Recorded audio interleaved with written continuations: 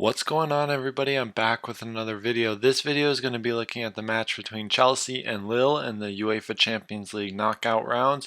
And before we get into the tactics behind the match and how Chelsea ended up on top by a score of 2-0, check out both my books. They're online on Amazon and there's links in the description below. Also, be sure to check out Keyframe. It's how I'm making this video. And let's get right into the tactics of the match. Now Chelsea go with a back three, as they've done experimenting with a 4-4-2 and a back four buildup, but for this match they go with a back three against Lille's 4-2-3-1. And following the back three, we have a double pivot of Kovacic and Conte. Now Conte really had a strong emphasis in this right half space, as he usually does, and his freedom to go forward was very apparent. Now this would leave Kovacic as a single pivot and allow Conte to join Ziyech and Pulisic between the lines and overloading the two holding midfielders of Lille. Now in the 4-2-3-1 of Lille, the two holding midfielders were very important, controlling the central corridors and shifting across to one side. Then we have the three more advanced midfielders, the two wingers and the attacking midfielder, and these players were probably the most significant in terms of Chelsea's progression,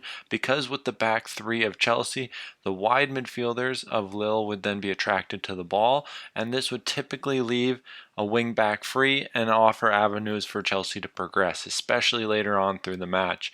Now, our single striker would often try and cut circulation, but not jump so high, and prioritize cutting the field if that meant losing access to the holding midfielders. Now we can see how Chelsea provoked the wide midfielders of Lille to then jump and free up space in the wide corridor, as they've done here. So as we see, Chelsea's back three with their single pivot now in the second half made changes, so Ruben Loftus-Cheek comes into the game as a holding midfielder and still joined by Conte on the right side, jumping into the right half space, and we start to see the overload around the two holding midfielders going across the field. But now we see the clear 4-2-3-1 shape of Lille with slightly higher outside midfielders and the forward cutting the field. So now when Christensen would jump with the ball and drive forward through the half space, this would freeze the outside midfielder and then allow Azpilicueta to be free in the wide area, and then allow an easy pass to go into Azpilicueta, and then allow players higher up the field to receive a diagonal pass from Azpilicueta, or allow for progression to occur around the block of Lille. Now attacking the low block, we still see the back three with jumping central defenders in the wide area, having Thiago Silva be the cover player. Ruben Loftus-Cheek comes in as the holding midfielder, and then we start to see different dynamics of their front three of Chelsea to then create space for other players. So with Ruben Loftus-Cheek as the clear holding midfielder, we have Conte jumping to the right half space, overloading the space between the lines, within this picture Christian Pulisic, and by having a very narrow front three, it offers solutions via the wing backs to get higher up the field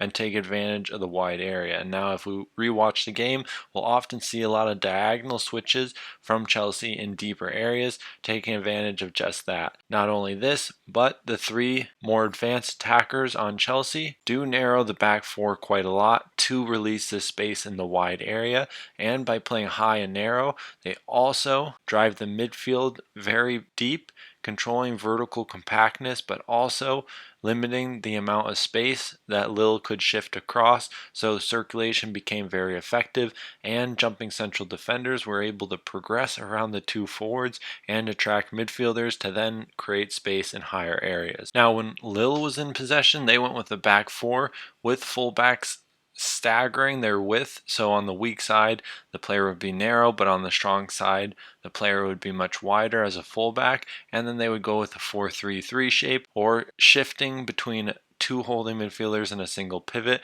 while Chelsea went with their 5-2-3 to start the match, as we see here from this Chelsea side. And now the interesting part about this Chelsea side is they had the clear holding midfielder out of possession as well, and went with more of a 5-1-3-1 in higher areas when they became more man-oriented. This allowed a central defender to jump into the midfield if need be, to then join the single pivot or the single holding midfielder in this instance, and block off advanced options of Lille. But now what we'll talk about here is the transition phase. So when we have our two wide midfielders joining by a jumping Conte attacking their holding midfielder, we then have a very narrow front four structure that gives them direct access to both half spaces to make vertical runs, and central forward to then try and manipulate the two central defenders and create space for these deep lying runners to then take advantage of a 4 versus 3 situation. Now, Lille in possession, we start to see their structured attack and their approach to the match. So we have their back four and their two holding midfielders in this situation, which then often became a single pivot and giving the 8 more freedom to go higher up the field and occupy more advanced space. We also have the wingers also inverting quite a lot, with Renato Sanchez coming inside and the left-sided winger also coming very narrow to overload the space between the lines and release the fullbacks in the wide area. Now the last picture, we start to see our deeper back four staggering their width between their right fullback and their left fullback. We have our holding midfielders supporting the attack, but now Renato Sanchez is on the ball in this more narrow position and a very free roaming role on this right hand side. But we also see our other wingers and our central forward creating space in behind by making deep runs, taking advantage of the Chelsea high line.